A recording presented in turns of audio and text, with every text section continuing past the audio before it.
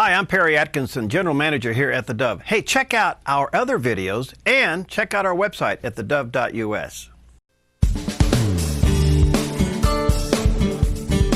Well, welcome back. Hey, it is a delight to have back with us today Mr. Energy himself, Dr. Ted Breuer is with us. He's American leading nutritionist, biochemist, seminar speaker, author of numerous books. I don't know what he puts on his cereal in the morning, but I want some of it.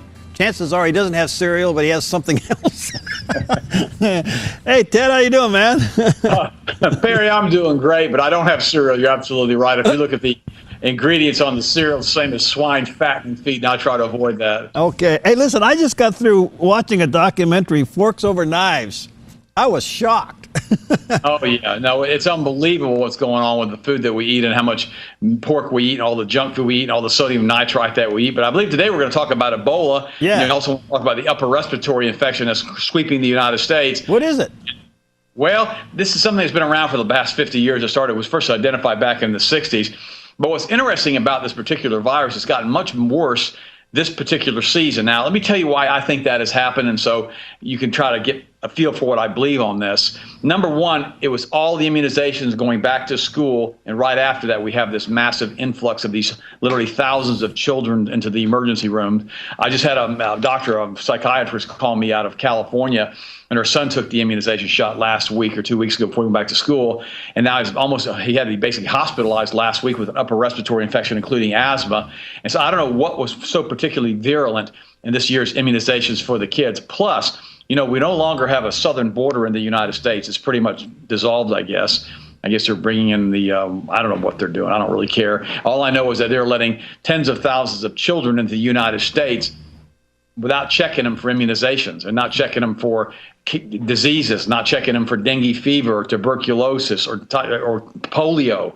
And so a lot of this stuff is being put into the school systems now throughout the United States, coupled with, again, more additional immunizations for this school year. A lot of kids are really, really sick, Perry. It's kind of scary. So what are some of the symptoms of this, Ted? Well, it starts off as a cold, and then basically it degenerates, and they end up having a very difficult time breathing, which is exactly what happened to my psychiatrist's son. It's not my psychiatrist. I don't have a psychiatrist. It's my friend who's a psychiatrist. I probably need one. Hey, listen, you're talking to your psychiatrist. That's right. I was talking to my friend, the psychiatrist, who's not my clinical psychiatrist. In fact, I'm going to be on her talk show next week. That's why she was calling me. And I was giving her some suggestions on what she could do for a child that's having difficulty breathing and what supplements they could take, which would actually increase and reduce and eliminate asthma in most cases with kids.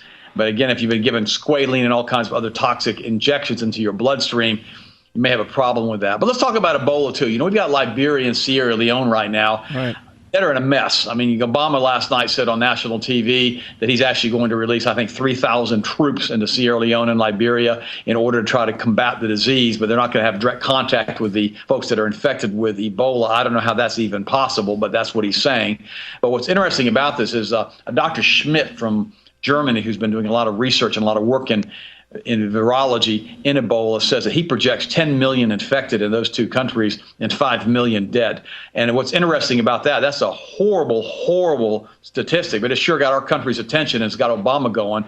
But the thing I don't understand is why we're still allowing flights from infected African countries that have been infected in Ebola, nonstop flights into the United States. From Nigeria alone, we have between 3,000 and 6,000 people coming into the United States every single week. And Nigeria is one of the infected countries. If we don't stop the mass transit, through the airplanes and through the trains and through the buses and all the different mass transit they're using in these different countries go in between the country borders and leaving the country, it's going to be a very difficult disease to get a handle on, Perry, and it could end up being a global pandemic. There's no reason to panic at this point, but at this point we need to be aware of what's going on. We need to be increasing our potassium iodide, which helps to build the immune system. We need to be getting off halogens like fluorine and chlorine, which also can be an endocrine disruptor because of what it does to the thyroid gland.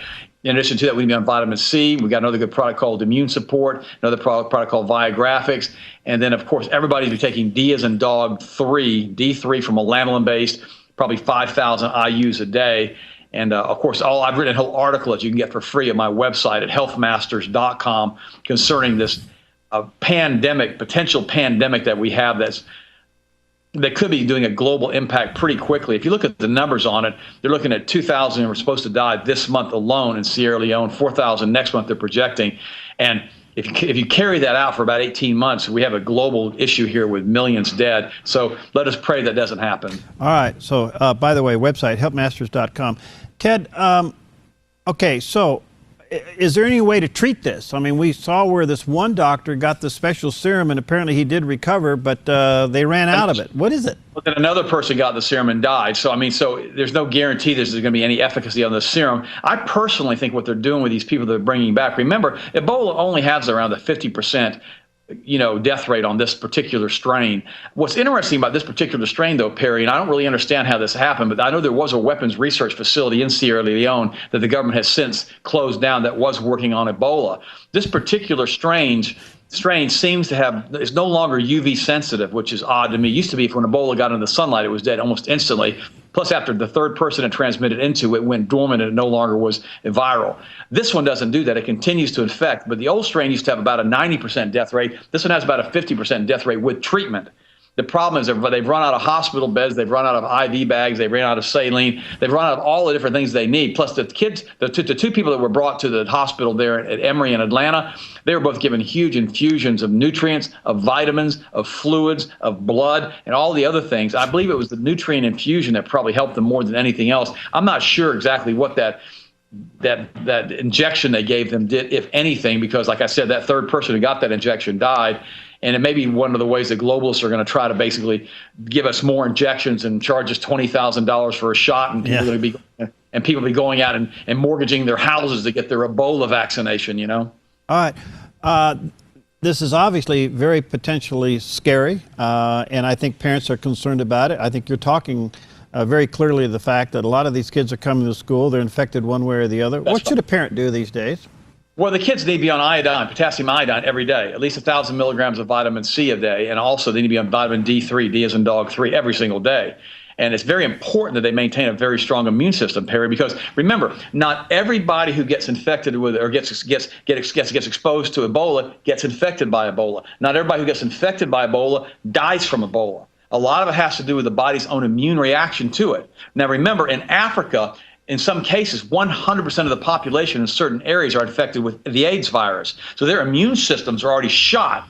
And so that's one of the reasons that this Ebola is sweeping through Africa like it is, simply because their immune systems are gone. So in the United States, we have a much better medical system. We have much better isolation wards if they don't get overwhelmed. And we have a much better nutrient content in our foods, and also the ability to get high quality nutraceuticals to basically increase the body's immune system to stay strong. And I personally think you need to really take a look at the MMR shot now too with kids, because that researcher from the CDC openly admitted about 3 weeks ago, I don't know if you've heard the news on this, that he bogused up the data research on that study, and he said, quote, that MMR does increase the risks of autism, particularly in black males. And so that was an interesting study that was basically used to tell people that MMR wasn't linked to autism. And now he's saying that he changed the numbers, and we call it fudging in chemistry. He fudged the numbers and deleted a bunch of folks that were in the study that came down with autism after the third MMR shot. So parents, be aware of all of this before you choose to immunize. I'm not telling you not to immunize. I'm not telling you to immunize. I'm telling you to be informed. Make your own decisions based upon the facts, not upon hype or upon being scared. And realize there are things that you can do if you've got to put a child into a school system without using vaccinations, by simply getting a religious waiver form in most states. Twice now you've talked about D and C vitamin supplements. Yes. And yes. And yet they've been criticized a lot by certain members of the press. I'm a strong fan of vitamin C. What's your take on all that? Well, again, Health Masters, that's HealthMasters, healthmasters.com. You can sign up for a free email that we send out every single week on this. We send out a free newsletter on all these different nutrients and what can be done. Linus Pauling won a Nobel Prize on his work on vitamin C and basically curing cancer with it. Vitamin C is probably one of the most potent virucides you can probably put into your body. It's absolutely critical that your body gets sufficient quantities of vitamin C every single day. D3 is the forgotten vitamin, especially up there in Oregon where you guys are, where you have a lot of rain. You don't get enough sunshine. Plus, there's a lot of haze in the skies nowadays from the jets and the other things. We could talk about that on another show. But the reality is, a lot of the sunshine, we've had like about a 30% global dimming in the last 15, 20 years. Now, there are a lot of people who think it's certain reasons, other people think it's other reasons. We can do a whole show on that. But the global dimming is definitely affecting the body's ability to produce vitamin D as in dog 3. And it needs to be from a lanolin-based source. But D3 is the sunshine vitamin. It's also the vitamin that's one of the most critical components of the immune system, along with vitamin C. That and potassium iodide, those three are the viral killers, and the kids need to be on those every single day before they go to school. And you as an adult, you need to be taking it. I take it every single day. And the reason I have so much energy first thing in the morning, by the way, is I do start my morning off with a purple stick. And that's a green tea beverage drink. I stay away from coffee to the best of my ability. I don't drink much coffee. I very rarely do it because it drains the adrenals so bad, and it really messes up the sleep cycle and the circadian rhythm of the body. Wow. You can't OD on C, can you? It would be almost impossible. Now, what will happen is if you get more than 5,000 or 6,000 milligrams, in many cases, you'll start having diarrhea because the body just pushes it through. Yeah. You can go in, if you got really sick with a virus, and this is something they've been doing for years, is you can go in and you can actually go and get a vitamin C IV. And they'll actually put 50,000 milligrams over a period of about 3 hours into an IV bag, and they'll actually do a drip IV of the vitamin C into your blood. And you can take the entire 50,000 milligrams. A lot of people say that it cures all kinds of diseases. I'm not making those claims, but what I do know is this: it will incredibly strengthen your immune system if you do get exposed to something. Just a few weeks ago, I went to the Florida State opening game in the Jimmy Jones Stadium out there where the Dallas Cowboys play. And what ended up happening is I got on the airplane, and you'll get a kick out of this, Perry, and there's two guys speaking, it's a woman and a husband speaking Swahili or something behind me. So I asked them where they were from, and of course they were from Nigeria, one of the contaminated countries with Ebola. First thing out of my mouth was, how long have you been in this country? And they said about a month. So the incubation cycle on that's anywhere from 3 days to 28 days. So I figured I was safe.